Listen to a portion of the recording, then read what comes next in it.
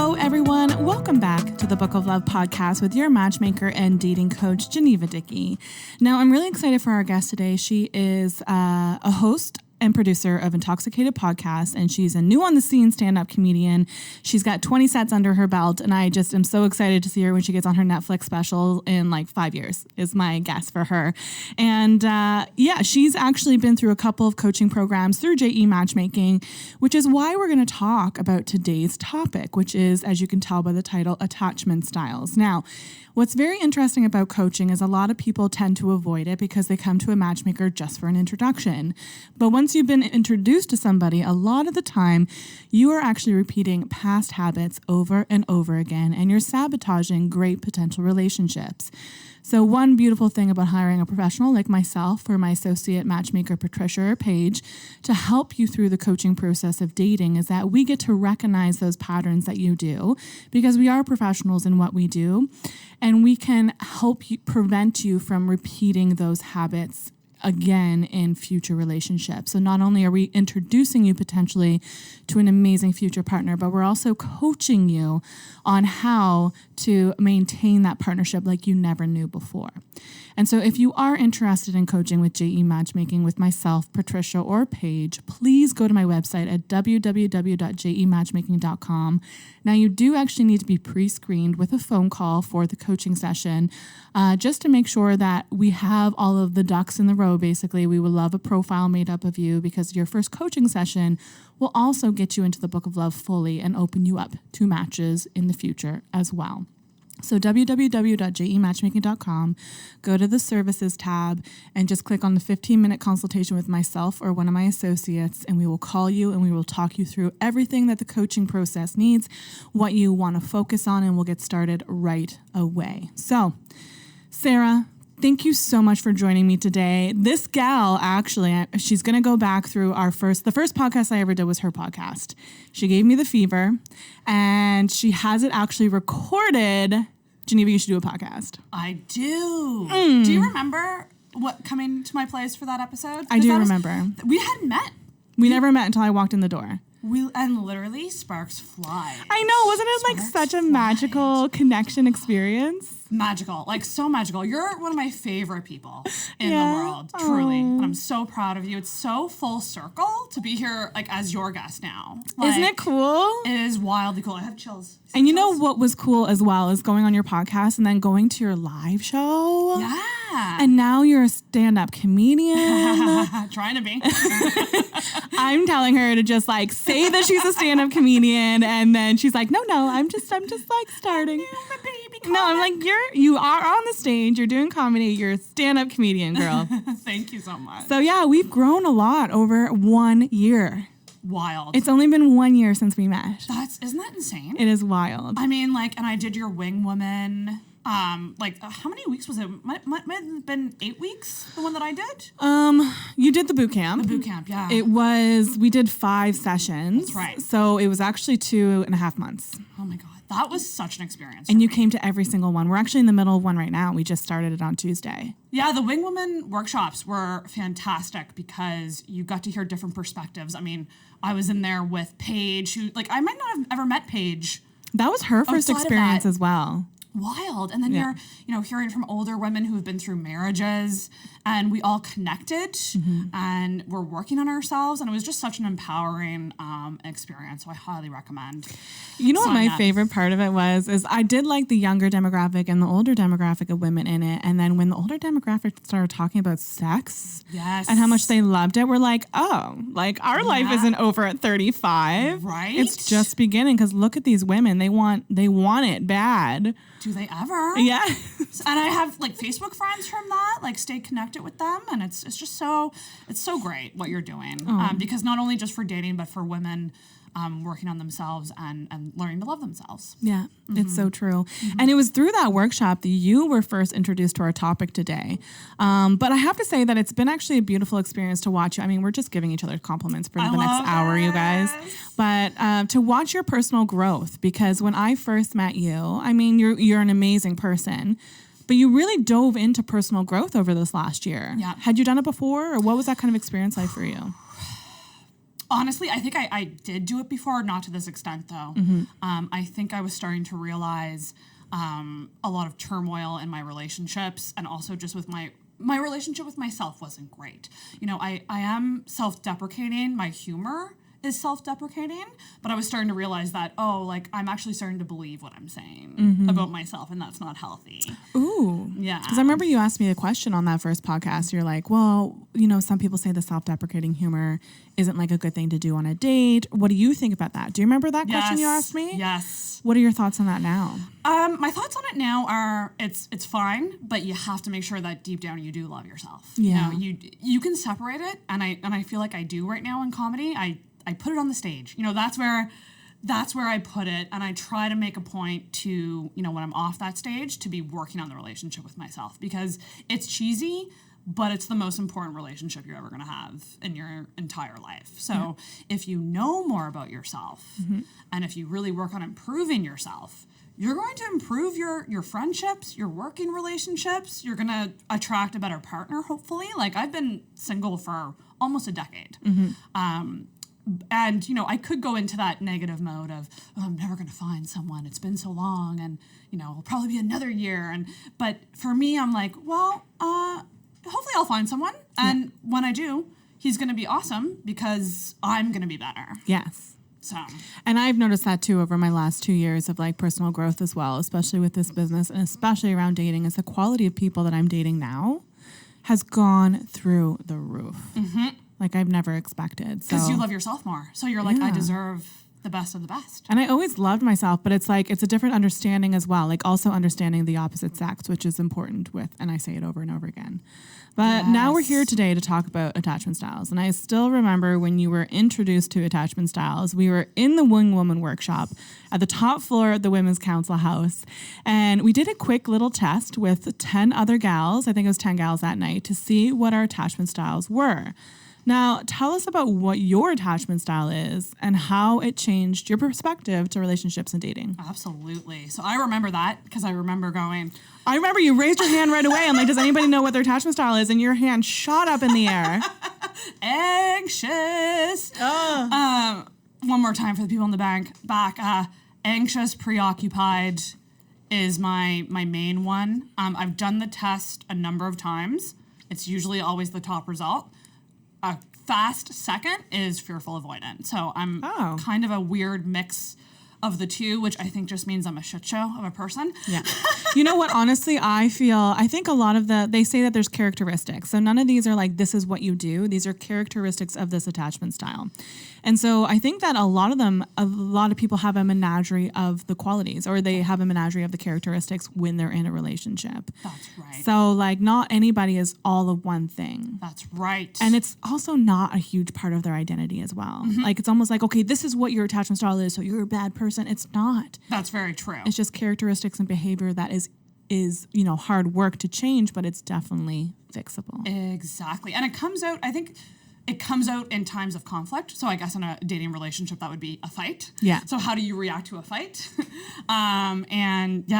You're constantly working on it. And for me, I find I do the test not just once and go, okay, that's what I am, and see you later. Yeah. Do it again when you're feeling better about yourself. Do it when you're in a new relationship. Have your partner do it too. Exactly. It might change. Yeah. I noticed, I redid it today to just reconfirm my attachment style, and I noticed that the secure percentage was higher. Because I answered one question differently, which was do you feel like you're deserving of love? And it was a deep question. I'm pretty sure I've answered no before, but this time I answered yes. Yeah. So it changes. Tell us what it is, though. For all those out there who don't know what attachment styles are, can you kind of describe what you said what? So the ones that I'm familiar with there's 4, and they're kind of named differently depending on where you get your information. But there's anxious preoccupied. There is fearful avoidant, which I think is also called ambivalent. Yeah, it's ambivalent. Yeah. And then dismissive avoidant and secure. See, I'm dismissive avoidant. That's my natural tendency. Ooh, you're like the guys I go for. Which might be why we click so well. That could be it. That's I'm like, so interesting. bitch, please. And you're like, wait. Because I do see that in you. Now that you say that, I do actually, and it's not a bad thing at all. No. But I do see that you're somebody who, like, number one, like you're an insane businesswoman. You're busy. You're working to help others all the time. Mm-hmm. So I can see you probably putting yourself lower on the list. Am I right? Actually, so what avoidant is to me, where I see that is, for example, if I were to get in a fight with somebody, I would be like, all right, peace out. I'm not even going to talk about it. Yeah. I do everything myself. I'm a recovering independent woman.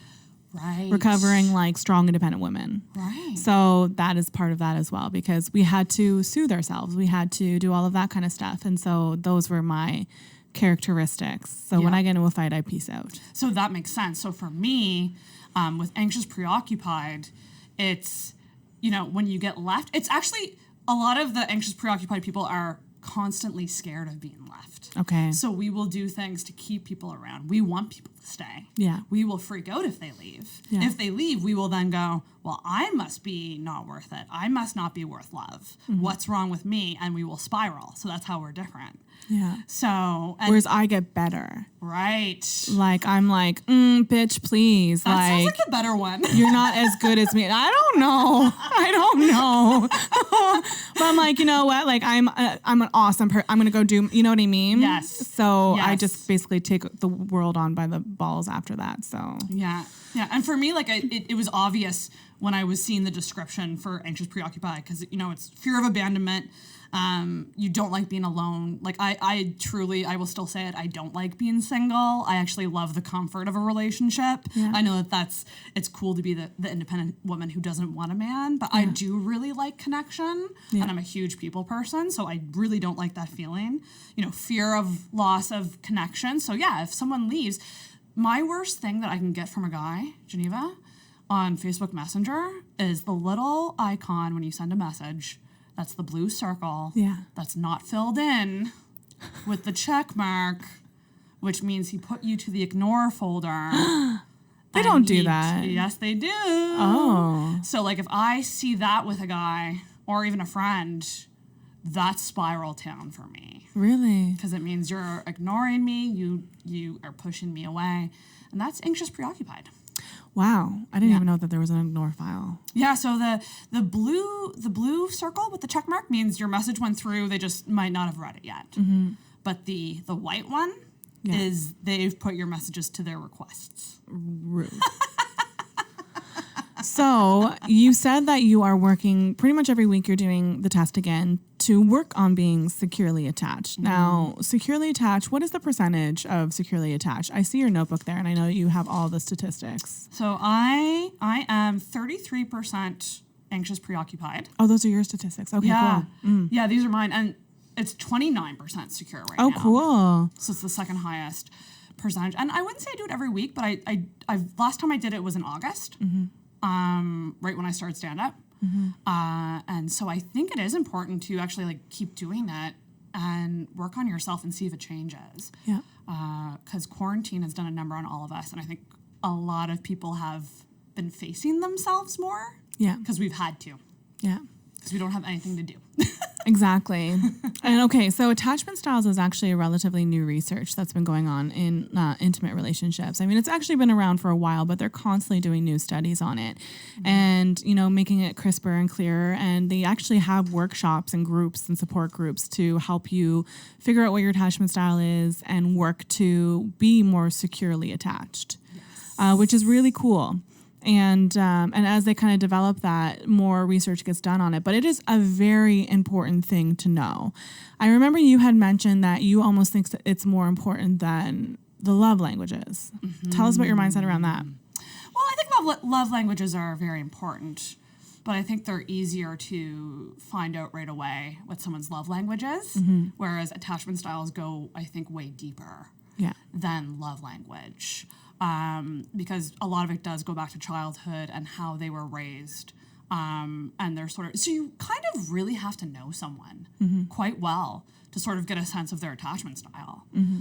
And for me, what's just been huge in just knowing it is it's made me more aware of other people. So me knowing mine, if I look at somebody that I know really well, whether that's a close friend that I might be having an argument with, or a guy I like that I might be on rocky terms with, I can go, well, I don't like that they disappeared for 3 days and didn't tell me why, but based on them and who they are, I can understand why it happened. Mm-hmm. Because they're dismissive avoidant, mm-hmm. or they're fearful. Mm-hmm. So it makes things more logical when you look at relationships, I think. I've been looking at things way more logically now as opposed to like reactively. Okay. And emotionally. Okay. You know, because whereas before I would probably just go, well, he's a jerk and he doesn't want to talk to me and woe is me. And it's negative. And it's like instead you just have to take a breath, realize that we all are just like these sacks of like trauma and neuroses and we're all dealing with our own issues and everyone is so different. But there's reasons why people do these things, especially in times of conflict. And I think there's a lot of mindset around that just in life. Like it allows you to empathize with people. Oh my God, huge. Because you remember when we were younger, or even just last year, when someone would like do you wrong, you're like, they are an evil person. Yeah. And we almost do that to make the world make sense. Like, why would they do that to me? It's because they're evil. Yes. But now when we become more knowledgeable about all these types of things, we're able to empathize and not sympathize, but empathize and be like, I see this. Yes. You know, it doesn't mean that you're a bad person. It doesn't mean that you're evil. You're just reacting, like you said, mm-hmm. to either a trauma or experience or a style of childhood. Because like you said, you know, we are all just trying to recreate our childhood and adulthood in our romantic relationships. Yep. And so one really important thing that we didn't mention about attachment styles is they're developed through childhood with our relationships to our caregiver. Mm-hmm. And babies, they're helpless and they can't speak their needs. So attachment develops as a way to survive, to get the basic needs from their caregivers. So food, affection, love, protection, all of that important stuff. So these are all developed prior to us even having language skills. Yep. And also another thing is like, okay, well, what's wrong with these parents that they would treat this child this way and give them this attachment style or whatever it is? That we're all just doing the best we can. Like my attachment style, I know if I were to talk about like what went on in my childhood, that this is my attachment style, I know if I were to mention it, my parents would probably feel bad. Exactly. But everybody has something. Oh my God. Nobody makes it through childhood untraumatized. Different so right. levels of it, right? You're so right. But it's our job as adults not to blame our parents or blame our caregivers. It's our it's our responsibility as adults to take responsibility for whatever it is, learn, recognize, and be better. Ding, ding. I want my bell to ring. There's no bell on the Book of Love podcast. But I want to ding the bell because you nailed it right on the head. My attachment style comes from having a mother who had depression. Mm-hmm. So she was physically there for me, but she was dealing with her own issues. Like she recently gave me an article she wrote about depression. Wow. That got published in something. And I literally burst into tears because I go, this is wild because this is what I'm going through right now. And now I'm seeing this from the perspective of the woman who raised me and caused this so-called trauma or this attachment style to happen. But why? Because she had a mental illness. Yeah. And I'm dealing with mental illness now. So it's full circle and it's understanding your childhood and, like you said, forgiving your parents and like know that they did the best. Mm-hmm. It's huge. So huge. Mm-hmm. Oh my gosh. And the empathy again. Oh my God. Empathy. We can't place the blame on others. We just need to take responsibility. That's right. So tell me a little bit just like about the past of how your attachment style may have manifested in your relationships and what your plan is for future relationships to, recognize it and be better. I was a disaster of a girlfriend. If I'm honest, I've only been in 2 relationships. One was, early high school, like 17, 18. And then the other was like early 20s. And when I look back, I just go, wow, I was a different person. Mm-hmm. I have the same insecurities, I think, as back then, but I just deal with them so much better now. Like, I would say back then, they would manifest in the form of clinginess, neediness, jealousy, constantly trying to control, like, when are you going to be back? Are you going to be back at 9? Oh, you said you'd be back at 9. Why aren't you back at 9? I was no fun. Yeah.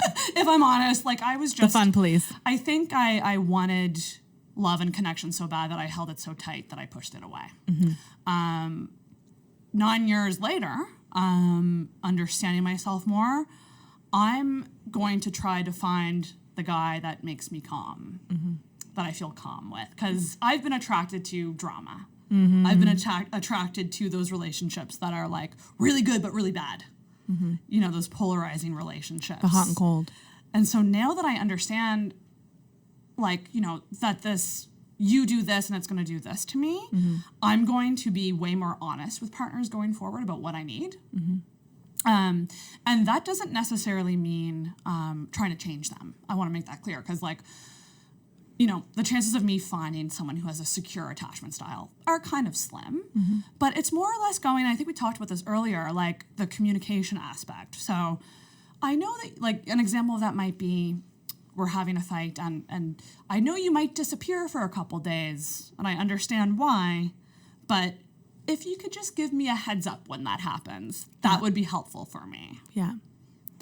Well, the article that I read just to like freshen up on this before this podcast, it was really cool. It actually started with like the characteristics, how it happens, but also how to love somebody with a certain attachment style. And that's where it kind of relates to the love languages is, you know, it doesn't mean that I'm a bad person because I have this attachment style. I just would love my partner to be aware that this is my reaction to turmoil in the relationship and to give me space or hold space for me while I go through those natural reactions. That's right. Now, I want to always be a better person, so I'm going to recognize like I'm going to work through it, but still it's my default. So it's what I'm going to default to. That's right. And I want my partner to be open to that or just aware of that and just be able to love me because of that or love me in spite of it. In spite of it, yeah, exactly. It's understanding that we're going to be different. You know, like you and I are different. We have different attachment styles. Yeah. But, you know, if I told you, like, Geneva, like, I don't personally like it when you disappear and you don't text me for a bit, you know? And you know what I'm going to do? I'm going to make double deuces further away. But, you know, like, you know, I understand you because I understand myself. Yeah. So, like, that's why it's important to learn about attachment styles and know, you know, the close people in your life where they stand. Yeah. Because you will understand. And it's just about communicating. Like, this is how you deal with things. Yeah. That's fine. You don't have to change. But this is how I deal with things. So where can we communicate to make this situation better for both of us? So you say that you actually attract to avoidant attachment styles. Dismissant. Oh, yeah. dismissant. Yeah. So they dismiss you, but you're anxious. Yeah, bad so combo. Holy crap. Yeah. So, like, I've been drawn to a lot of guys who are the type to run away from, I would say, fights and conflict and emotion, which isn't great for me. No doubt, because you need that assurance. I need the assurance. And again, it's just assurance. So, like, I don't need you to stick around for 3 days if you want to take 3 days off. You just say, listen, I just need some space. I still love you to death. That's right. I just need some space to do my thing. Yeah. And, you know, being aware of that and communicating that is the most important thing. And I've told people that. I've told people, this is what I need from you to make sure that I don't freak out. Yeah. And I think more people should do that. I think more people should ask for what they need. I agree. And that's just in any type of, okay, so of course we're going to go back to dating, which we're still talking about, but it's the same like when you are dating to have these conversations early on. Like I talk about the time it takes to check for compatibility. I think this stuff is part of that, you know, talking about attachment styles, love language, what it is that you want in a partner and being able to have those conversations. If you're not able to have those conversations early on, you're probably not going to be able to have them later on. Exactly. Because that is communication. Yeah. And part of checking for compatibility is making sure that your partner has the ability to communicate and express their feelings if that is what is important to you. Yep. And so these conversations are super important. And boundaries are important. Oh, gosh. I feel like that's a huge thing for me that's come out of attachment styles is really learning how to set boundaries. Cool. Explain that to me. So specifically with anxious, preoccupied, there's a people-pleasing element to that attachment style. So because we want people to never leave, we will people please. Okay. And we will, you know, probably take on too much. Like let's say it's in a job situation. You're probably the type to not say no to a lot of projects. Yes. And then you get overwhelmed and overworked, and you end up resenting that person because you're so overwhelmed and overworked. Yeah. So an example of setting a boundary would be, you're putting too much on my plate right now. I need you to stop doing that. Yes. And that's something that I was never able to do. I've recently started doing that. How does it feel? It's highly empowering. It's hard. Very hard. When you start doing it. Very hard. And example 2, friendships. Another example. It's a great way to practice. Friendships and family. Yeah. So set boundaries where you have to take care of yourself because it's so important. I know, because sometimes we hold back on everything that we're teaching, like here on the Book of Love, and we're like, okay, so when I meet my next person, I'm going to do everything perfect. But you do almost have to practice with your friends and family with all of these things because it all correlates to the same thing. Yeah. So if you practice setting boundaries, and it's funny, I was on a podcast as a guest last night, and she was saying, what are the rules? What are the rules? I'm like, actually, I don't think there are very many rules. There's a lot of boundaries, though. Yes. So I think we need to replace rules with boundaries, knowing what our boundaries are, knowing how to communicate what those boundaries are in early relationships or just relationships. Learning to respect other people's boundaries. That's huge. That is huge. Like I find that it's probably hard for avoidant, anxious. Like to respect. What do you mean you're putting a boundary up? You know, and it's the foresight of, okay, you get the text, you don't like what the text says, and you take a breath. Yeah. And you just take a moment to not react. I think that's so important. And I think, again, the more aware you are of yourself, the more better you're going to get in moments that you could be more emotional. Yeah. To control it. Yeah. And look at it logically. Yes. And it'll do wonders for your relationships. I agree. I absolutely agree. Now, I think that you should be doing a self-help podcast or something. I would love to. Could you imagine taking people on this journey with you? Because it's just been a year, Sarah. It's been for you too. I know, but this is madness that I'm here with you today. Isn't it kind of great that we're like, okay, so the best part about a year, if it's just completely different than the previous year, then it's been a really awesome year. Could you imagine looking back on your year and it's the same thing? I know, right? Like, how amazing have you, and I would, you should be doing more, like, self-help podcasts, even just as guests or something, because you got a really great perspective on all of this stuff. I've been living with myself for a long time. Yeah, and it's the only person you're going to live with forever, really. And that's just it. You nailed it on the head. It's the most important relationship. You got to nurture it. I've had a little more time with myself than probably some other people. So I think that in some ways, I don't want to say that I was forced into it, but it's when you live with yourself every day, you gotta love it. Yeah. And this is a matchmaking podcast. So gentlemen, apply to go on a date with the lovely Sarah. Just go to my website at www.jematchmaking.com.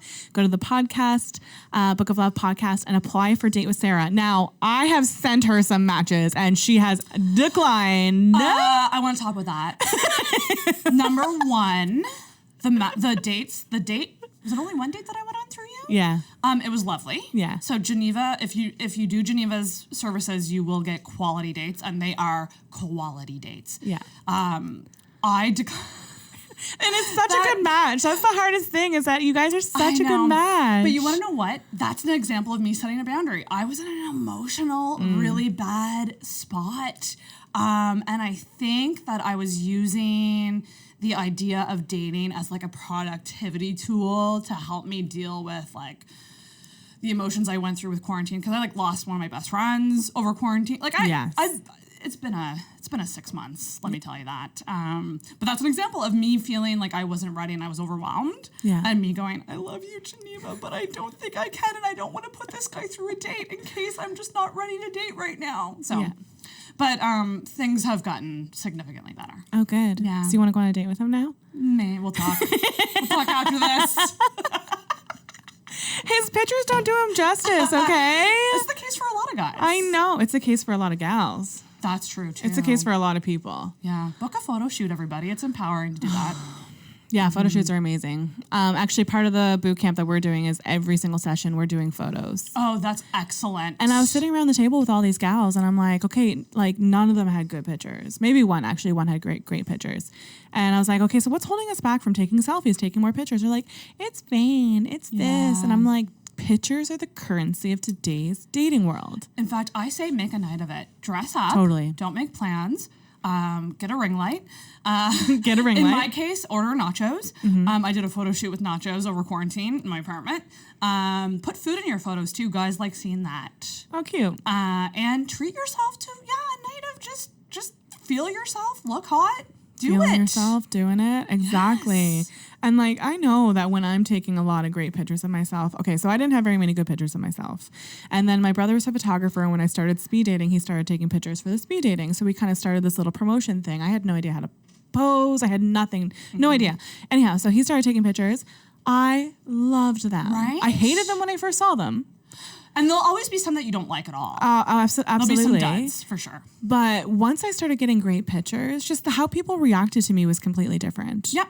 And they look just like me, which is great. But like, yeah, get some pictures. And they know what they're doing. Like, that's why they get paid for what they do. It's true. They know how to make you look good. They know how to make you look like you while also looking good. While also looking fabulous. Yeah. So if I have to send out a collage of pictures where it's like 7 of them just to get like a sort of what you look like you need to go to a photographer because you only need one picture. That's right. And it's like, this is exactly what he or she looks like. This is, you know what I mean? It does wonders. It does. Wonders. So tell everybody how they can find you and what future plans you have for yourself and Intoxicated Podcast. Oh my God, thank you so much. So you can find me, you can find the podcast on all podcast platforms, also on YouTube. I do video episodes. Go back and watch Geneva's. It's amazing. You can follow Intoxicated on social media. It's just at Intoxicated Podcast, and myself at Sarah Mackel. That's MACL. And future plans, more live shows, hopefully. Probably diving into the minds of more comedians, but also kind of what you said, diving into some more topic-based episodes. I would love to do that. I think so. Yeah, I love the idea of talking about, and one thing hopefully I'll be doing soon is more confidence stuff and getting, like influencers on. And talking about that whole lifestyle and world. Yeah. So, yeah. I mean, Intoxicated's kind of a variety podcast, so it could go anywhere. It's kind of like it's Sarah. Yeah. Like, it's going to evolve with you. It is. Like, who knows where it's going to be. Yeah. And find me at any open mic in the city. Don't judge me. I'm still learning. Yeah. Only support if you're going to go. Oh, yeah, exactly. And are you going to be doing another live show soon? Hopefully for the episode 200 coming up in February. So I'm hitting 4 years soon, but 200? Yeah. So I'm on like episode 185. So I'm getting there. The other thing I want to mention is I am hosting Ladies' Night at Oasis Pub. Ooh, tell us about that. On November 3rd. Is that a Tuesday? November 3rd. Let me just check really quick. November 2nd. No, November 3rd. Sorry. November 3rd, election night. Apparently it's election night. I will be hosting Ladies' Night at Oasis. It's going to be a lineup of all women comics. Oh my gosh, support. Yeah, come on out. Cool. Yeah, I'm going to put it on my calendar right now. I'll be there. I like to go to all your stuff, and I haven't actually ever seen any of your stand-up. Oh my gosh, yeah. So I'll be doing some quick stand-up and then just hosting the rest of the show. So let's take a minute and talk about events because I remember, I think I messaged you the day after your live show because I know the feeling of so I saw you at the live show and I remember that look in your eyes. I have that look in my eyes when I'm doing a speed dating event, especially a speed dating event that takes up until the last hour to fill. And it's this look of I know you're in front of me. I am acknowledging your existence, but I am not compiling the fact that anything is happening right now. Yeah. As an event planner, you have so many roles and you have so many hats. And it's just, and you know this, it's chaos. It's organized chaos. Yeah. And with that in particular, that was the first time I was ever really on stage too, as a performer. Yes, you were doing all of it. So I was taking in that energy and it was just an energy overload, I think. Yeah. And then the next day, it's a huge depression. Oh, we talk about this a lot. The post-event depression. I get it after live streams as well. I've done a couple live stream marathons. I can see that. Same idea because it's so much energy. There's so much energy coming at you and then nothing. Yeah. And the transition is very strange. Yes. See, for me, it's everybody needs me. Everybody needs me. Everybody needs me. And then the next day, bam, everybody's gone.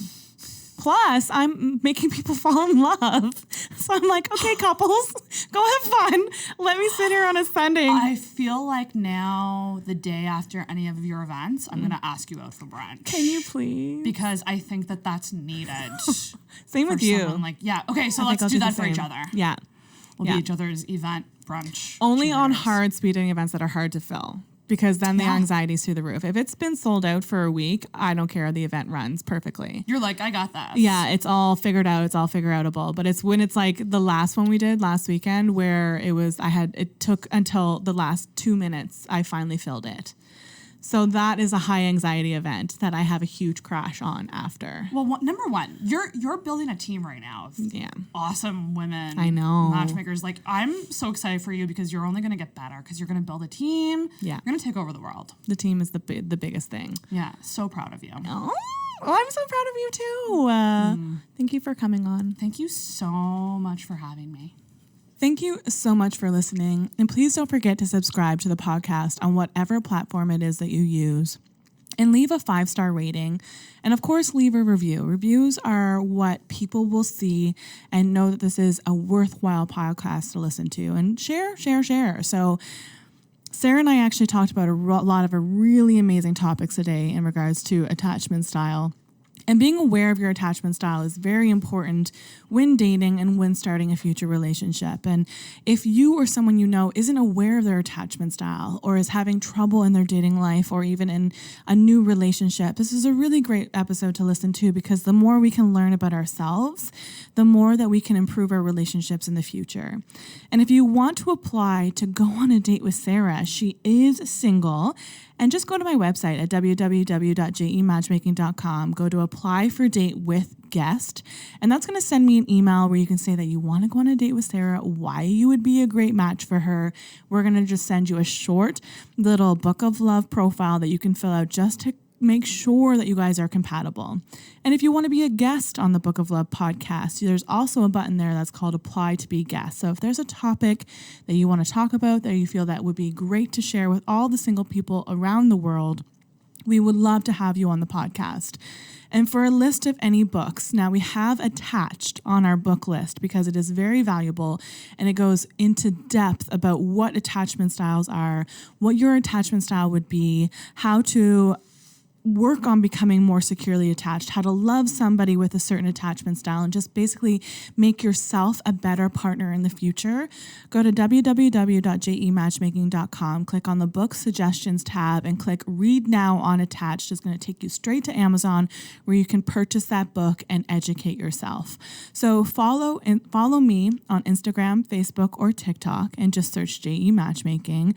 And also our Patreon page. We're going to do a huge extensive video on the All Access Patreon page, which is Tier 2 on attachment, where we're going to talk about all the different attachment styles, how you can love somebody with that attachment style, where those attachment styles come from, as well as the characteristics, and healing from that attachment style as well. So we're going to go into all of those details on that amazing training video. So thank you so much for tuning in, and I'm so excited to open up the Book of Love with all of you.